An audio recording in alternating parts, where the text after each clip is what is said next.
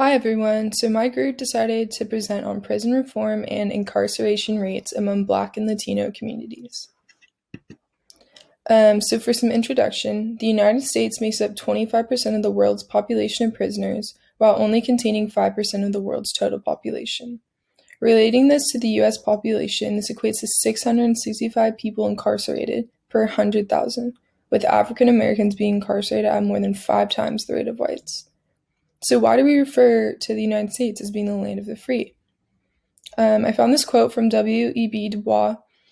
The slave went free, stood a brief moment in the sun, then moved back towards slavery. Although slavery was abolished in 1865, mass incarceration and unequal treatment of minorities has become the modern-day slavery. It went from slavery to Jim Crow laws, and now to unequal mass incarceration and police brutality. As like a visual aid to understand the rates of incarceration, I found this, and as you can see, that Black men are being incarcerated way more than the rate of white men, as well as Latinos are being incarcerated way more than the rate of white men as well. And it's just like important to remember that these groups are minorities. There's way more white people in the world or in the country than there are Black and Latino, yet they are being incarcerated for the same offenses at way more times the rate than white people are. And this is also another just like demonstration of what it is like to be a Black man in the United States, and there's a 1 in 3 chance of imprisonment compared to, for white men, 1 in 17, and then 1 in 6 for Latinos as well. So continuing, the war on drugs is an important thing to think about when it comes to these rates of imprisonment. Since the official beginning in the 1980s, the number of Americans incarcerated for drug offenses has skyrocketed from 40,900 in 1980 to 450,345 in 2016. So even though the use and sale of drugs was equal among races, the rate of incarceration was so unproportional among race that if you were born in 2001 and were African American, you had a 1 in 3 chance of imprisonment, which goes back to the slide I had shown previously. All right, so now it's time to talk about racism, discrimination, and stereotypes. So even though people of color are only 30% of the population, they make up 60% of inmates in the prison population. So 1 in 3 African American men can expect to go to prison in their lifetime, and the incarceration rates among men are 1/15 African American, 1/36 Hispanic, and 1/106 white. And the incarceration rates for women are that Black women are 3 times more likely than white women to go to prison, and Hispanic are 69% more likely. And this next statistic is something that really bothers me. African American offenders get 10% longer sentences than whites for the exact same crime. And some people might argue that there are logistical issues with this, that maybe it's the different logistics to the actual crime that was committed, but it has been proven that for the exact same crime, African American offenders tend to get longer sentences, which is absolutely appalling. And something else that's really upsetting is that wages grow 21% slower for African American ex-cons compared to white ex-cons. And this is purely due to discrimination and racism. Another thing is that African American and Hispanic students are over 70% of arrested students. So out of all the students that get arrested, over 70% of them are African American and Hispanic. Additionally, African Americans are 21% more likely to receive mandatory minimum sentences and 20% more likely to be sentenced to prison than whites. So this kind of goes along with how I shared on the last slide, how even for the exact same crime, they're more likely to go to prison. So you can imagine then, even for different crimes, they're still more likely to go to prison. And so now I want to talk about something called felony disenfranchisement. And due to the conviction of a criminal offense, and this is normally a felony, you are then excluded from the right to vote. And this also blocks 13% of African American men from voting, and has made 11 states deny 10% of the entire African American population from voting. So all this does is disenfranchise these people. Another thing that ex-cons have to deal with is that once ex-offenders return home, they are dependent on family members and must overcome years of limited contact, potential resentment, and a change in the household dynamic. So many things change not only in society while people are in prison, but in their own homes. And these are the people that they need to depend on the most, and they can't always do that. Another thing that they have to deal with is the potential loss of parental rights, the potential loss of public assistance, and how difficult it is to get housing. This is one of the areas of society that the most discrimination is seen against ex-convicts in public assistance and housing. It is extremely difficult to get housing if you have ever been to prison. Employers also have concerns that ex-convicts will either commit a crime in the workplace or have a poor job performance, and this is simply stereotyping them. It doesn't matter what kind of crime they committed that put them in prison in the first place. They automatically think that they will commit another crime, and this is just stereotyping them, and studies have actually shown that this is not true at all. Employers simply stereotype ex-convicts and expect this of them. And 92% of employers are currently using a criminal background check. And there's also a movement going around called Ban the Box. And what this is doing is there's sometimes a box on job applications where you have to check if you've ever been to prison or not. And this is only used to discriminate against people who have. So, like I said, there is now a movement called Ban the Box that is currently going around. Only 12% of companies openly hire people with a felony conviction. This is staggeringly low and definitely needs to go up, because if we don't want people to go back to prison, we have to help them. We have to get them jobs, get them housing.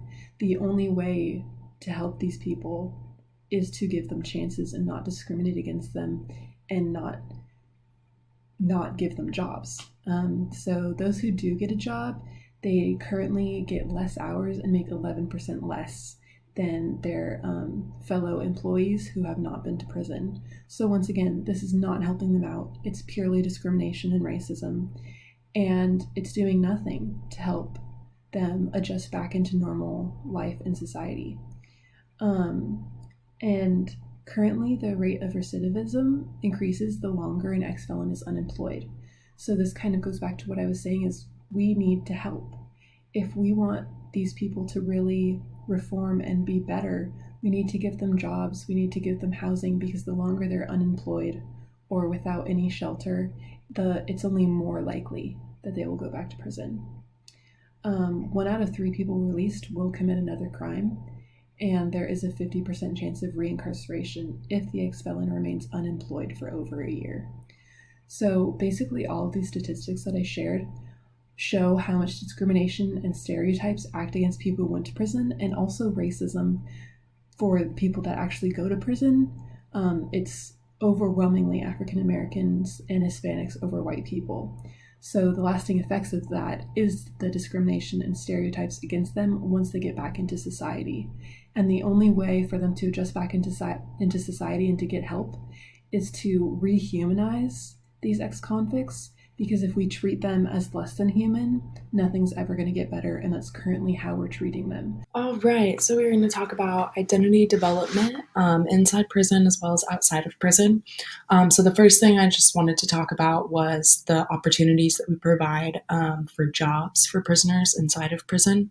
On average, they tend to pay about 50 cents per hour, depending on the type of prison that you're in, as well as the type of job that you're doing. You can make upwards of $1.25 per hour, which we all know is well below minimum wage. And then also just providing different types of jobs. A lot of them are hard manual labor, and that's just not the type of job that every person can do. So I think just creating more outlets inside of prison in terms of jobs and being able to make money in there could really help. So is a professor of sociology at Cal Poly, and he also teaches actually an associate's degree at the Men's Colony, which is really awesome. The Men's Colony borders Cal Poly's campus.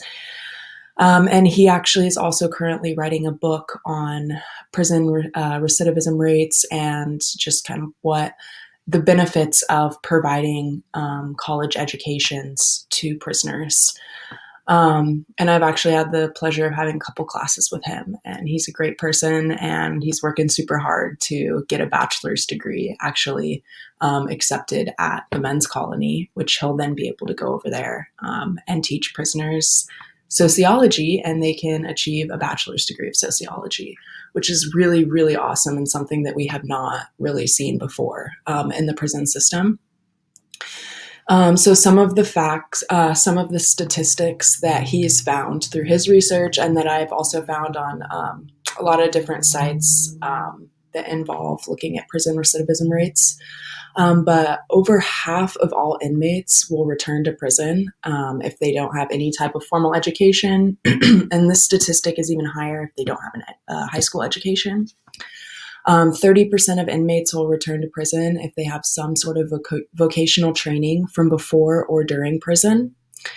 Only 13.7% of inmates will return to prison if they achieve an associate's degree before or during prison. Now, many prisons don't offer the ability to achieve an associate's degree. So a lot of people, the most they can do is get some type of vocational training, which requires them to actually sit down normally and like kind of do that themselves. And it's not something that's necessarily pushed onto people. And then the last statistic is only 5.6% of people will return to prison if they've received a bachelor's degree before prison. Now, the reason I include before prison is because today in America, there's not one prison that offers a bachelor's degree to people. And so I think that this statistic here is so important, is so important to look at in being able to change how we view prison and being able to allow prisoners to develop inside of prison so that when they come out, they're a better person and they're not the same person that they were when they went inside prison. And so I think that just being able to create some of these education and work opportunities are very important. Another super important thing that I wanted to talk about as well was mental health with inmates. And I think that mental health is a huge thing in the prison system, and starting with just how kind of the justice system and how we normally will place people who maybe are not mentally capable or mentally sane into prison instead of into a mental institution. So I think starting there obviously is the most important, making sure people are placed where they need to be placed. But just beyond that, also providing access to mental health therapy, medications for prisoners inside prison, because I can imagine that, you know, you can go into prison, nothing wrong, and leave with a ton of mental health issues, from PTSD to anxiety to depression. And if these aren't solved in prison or outside of prison, that's just going to lead to more crimes committed. And so I think that kind of goes off this first bullet point that I had written down, which is we really need to change the culture of prison. And as a country, we need to start looking to rehabilitate people instead of punishing people. And we need to provide these opportunities, like I was saying, to pay a regular wage, to provide more opportunities for personal growth. An example I thought of was through alternate forms of exercise.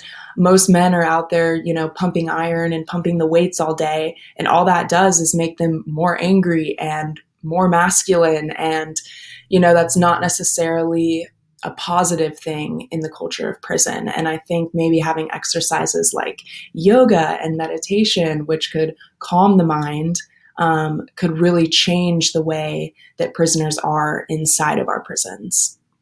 And then also like improving the minds, the faith of prisoners is super important. It doesn't have to be any certain religion, even just faith in themselves. Just providing that support to these people who truly have gone through something that's made them end up in this place.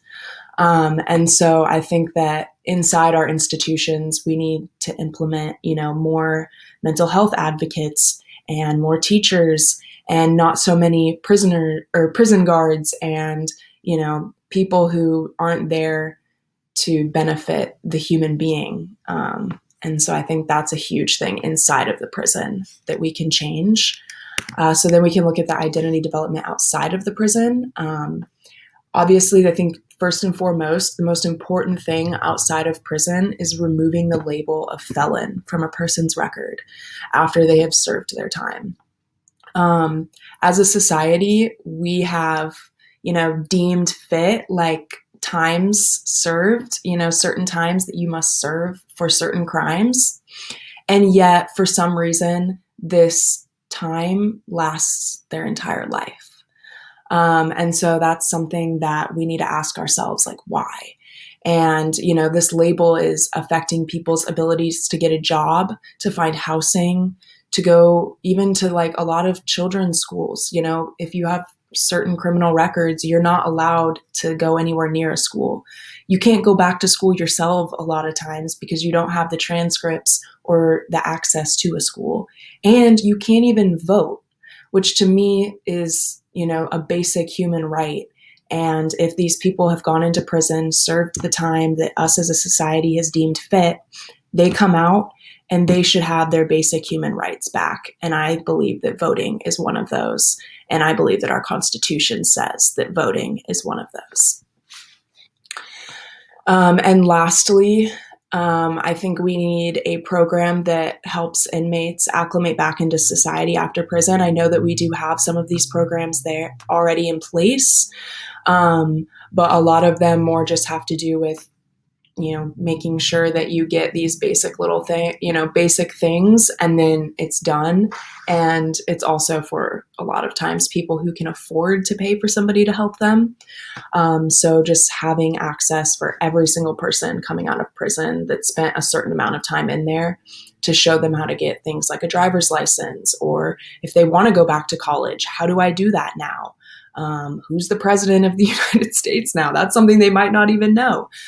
So just all of these things that you kind of have to go back and almost teach these people to acclimate them back into society. I think that would be a super important development in how we treat prisoners outside of prison to help end the recidivism rate of people going back to prison. And I just wanted to leave you guys with a question. So why do we declare the minimum and maximum times for crimes if every single person in the United States today is serving a life sentence? So I just want you to ponder on that. I think I kind of went over that before, but by keeping the term felony on your record for the rest of your life drastically impacts your abilities in this country and as a human being. And for that reason, they are serving a life sentence. Okay. To begin, the United States prison system has become a business. Many companies profit off the system and want people to fill prison beds. The American Legislative Exchange Council, known as ALEC, is a nonprofit organization of conservative legislators and a certain private sector representatives. As a council, they draft different legislation for bills and laws to be approved. 1/4 of state legislators are members, along with companies such as State Farm Insurance, Correctional Corporations of America, and Coca-Cola. Since these companies are involved in ALEC, they are able to have a say in our legislative system. Correctional Corporations of America, or CCA, is the 5th largest correctional system, and it was the first private prison system. This company has a $1.7 billion profit last year. This is a money-driven industry. CCA isn't the only company that wants to keep prison beds filled. A company known as Securus Technology supplies telephone services to prisons, which is a very profitable business. This company makes $114 million of profit annually. Besides the money that is made directly from inside the prison walls, many companies benefit from using prisoners as workers. Examples of this are that all Idaho potatoes are grown and packaged by inmates. There are also companies such as JCPenney, Victoria's Secret, and Boeing that utilize inmates to help with production. In the United States, we view the prison system as a business. The U.S. is driven by the dollar, and it is true in the prison system as well. Our focus is more on the profit rather than the rehabilitation of these people. There's not a simple answer as to why the United States differs from other countries in terms of how the prison system is used. This is a complicated question with many different answers. When looking at why the United States has such a high incarceration rate, many look at the rates of crime, but the robbery rate and domestic burglary rate in England and Australia were both greater than the rates in the United States. Looking at other indicators, the divorce rate in the single-parent households is higher in the United States than any other westernized nation, and this could be a factor of the higher incarceration rates. A lack of social welfare program and a greater income inequality in the U.S. is also linked to our higher incarceration.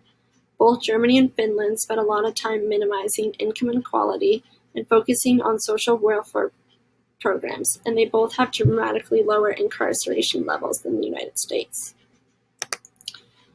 In general, many Western democracies use fines instead of incarceration for more minor crimes. In 2006, 60% of defendants in Scottish courts would receive a fine, and 13% of these cases would receive a custodial sentence. The United States, in comparison, in 2005, 78% of defendants who were imposed by the federal courts received incarceration as a part of their sentencing. Between 1995 and 2000, 7 out of 10 defendants received some type of incarceration sentencing, in comparison to other westernized nations that incarcerated less than 1 in 10. Using a three-strike legislative technique and a mandatory minimum for drug laws definitely increased our incarceration in the United States. Our legislators do not want to change the system in place today because keeping prison beds full means profit. Large companies benefit from the workforce in prisons, along with outside companies benefits from providing amenities in prisons. Throughout history, we have forced Black males into the prison system, and we have found ways to continue to do so. It began after the Civil War when we needed cheap labor after the 13th Amendment was established. We forced Black males into jail to stabilize our economy. Once again, we forced Black people into the prison system by targeting crack cocaine through the war on drugs that was predominantly used by the Black community compared to powder cocaine, which was used by more higher-earning individuals in the white communities. But today, we still continue to do so, and this is because we have created such a business out of our prison system. Now it is clear that you have all the facts. Some points are clear that there are more incarceration in the United States than other Western democracies, and there are many reasons as to why. But to conclude, I want to clearly state why the world's view on incarceration in the United States is so different from other leading countries. The first being the history of incarceration in the United States. We have always forced Black males into the prison system, and that doesn't stop today. 1 in 3 Black males will go to jail in their lifetime in the United States, like one of my classmates stated earlier. There is no doubt this issue is something that needs to be addressed, and Black males are disproportionately represented in the prison system. Statistics state that only 1 in 17 males will go to jail in their lifetime. The likelihood of a Black male compared to a white male is incomparable. The United States has made the prison system into a business rather than a place of rehabilitation to introduce citizens back into our society. Other Western democracies focus on the importance of how recovery is important with an individual in prison, because bringing them back into society is a transformative time in their lives. They can be a vital piece of society once again after they have understood their mistake and want to become a working piece of society. The United States focuses too much on the business of our incarceration system instead of the rehabilitation this system can provide. This is why the why behind the methods and strategies of the incarceration system in the United States is complicated, and I believe that there are many answers as to why the system is organized this way. But most importantly, I believe we need to make the effort as a society to change our system to benefit the individual rather than to benefit the corporation. Thank you. Addressing and finding a solution to mass incarceration is a two-part process. As my group has previously mentioned, there are numerous laws and the war on drugs that have led to a disproportionate amount of people of color behind bars. The first thing we need to do is to address and change these public and legal policies. This includes eliminating prison for lower-level, nonviolent crimes. These crimes include petty theft, drug possession, and the selling of marijuana. Oregon is the first state to have decriminalized all possession of drugs, and many other states have begun to decriminalize marijuana, including California. However, even with these states starting to decriminalize, there are still 168,000 people currently in prison for possession of drugs, according to prison policy. Those who commit these crimes can be held accountable in the future by an alternative action, such as substance abuse treatment, community service, and probation. Another key public policy change is to eliminate the 3 strikes laws and the truth in sentencing laws. The 3 strikes laws can have those who commit nonviolent crimes multiple times at any point in their life be charged with prison for life. And the truth in sentencing laws often make it harder for those currently in prison to get early release or parole. These 2 laws together put people in prison for much longer than they need to be, even if they are violent offenders or have showed good behavior while in prison and are even eligible for early release. As public policy is changing, inmates should be allowed to have their case be reviewed by a judge to see if they are able to be released or have a reduced sentencing. It is unfair that people have to fulfill their full sentence while those who are doing the same thing are not even charged. The second part of mass incarceration and addressing it is strengthening re-entry programs.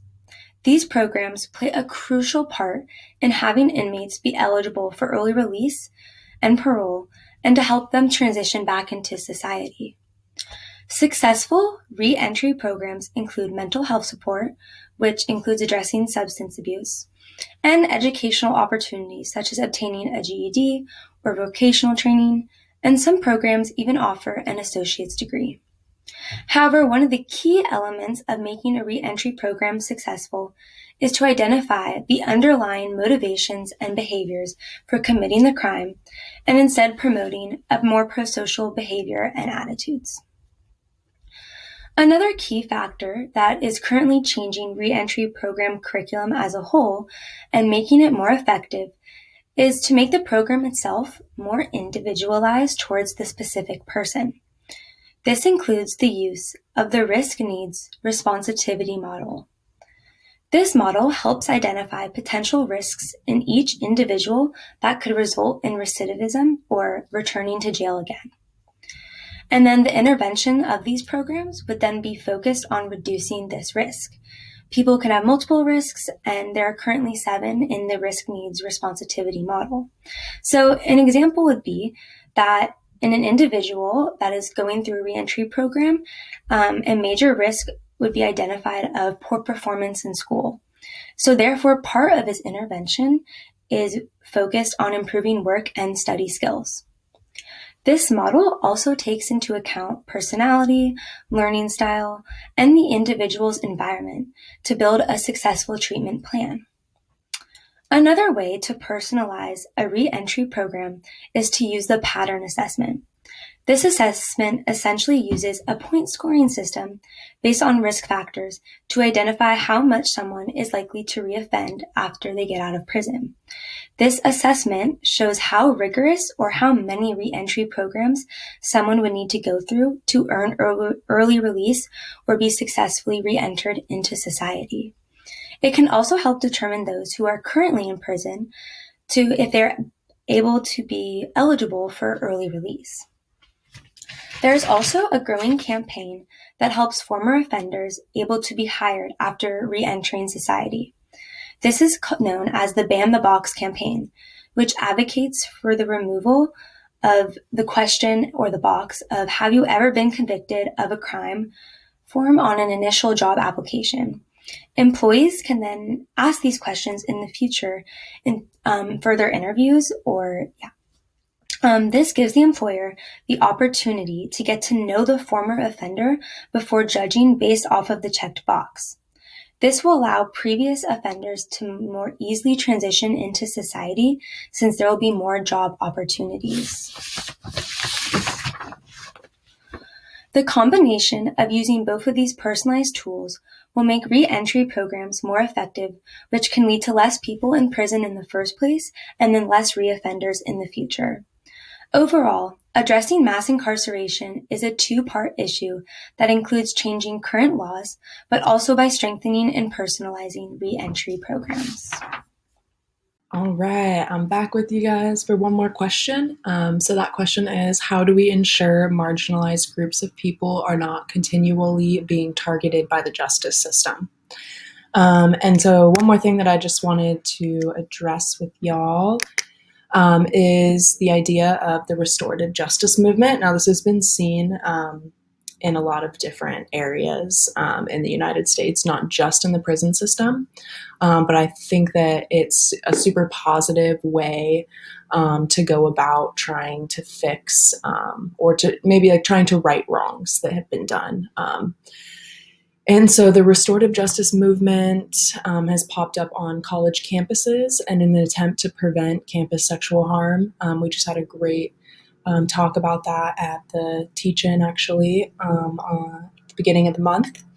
It's also been seen in the prison system in an attempt to bring lower-level offenders back into the community by enabling them to take responsibility for the crimes they've committed, and teaching them like how these crimes have impacted the community and the person.